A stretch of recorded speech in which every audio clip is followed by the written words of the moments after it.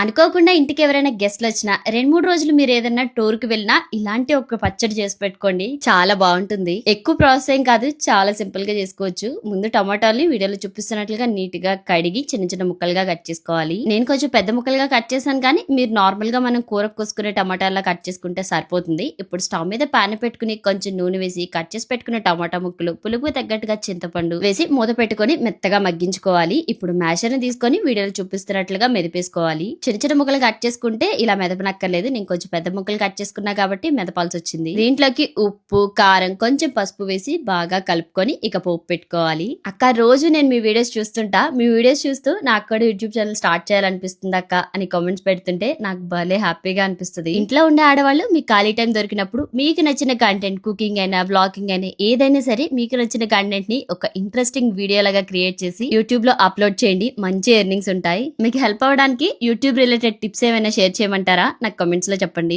ఈ పచ్చడికి టేస్ట్ అంతా పోపులోనే ఉంటుంది. వెల్లుల్లిపాయలు, పోపు దినుసులు ఎక్కువగా వేసుకొని క్రిస్పీగా ఫ్రై చేసుకుని తాలింపు పెట్టుకుంటే అది తిరిగిపోతుంది అసలు. మా ఇంట్లో ఏదైనా పచ్చడి చేయమంటే నేను టక్మని ఈ టమాటా పచ్చడి చేస్తా. మిక్సీ పట్టక్కర్లేదు. ఆవాలు, మెంతుల పొడి ఇలాంటివి ఏవి వేయనవసరం లేదు. చాలా సింపుల్ గా చేసుకోవచ్చు. ఒక్కసారి ఇలా ట్రై చేయండి. ఎంత బాగుంటుందో అసలు. రెసిపీ నచ్చితే లైక్ చేసి ఛానల్ ని సబ్స్క్రైబ్ చేసుకోండి.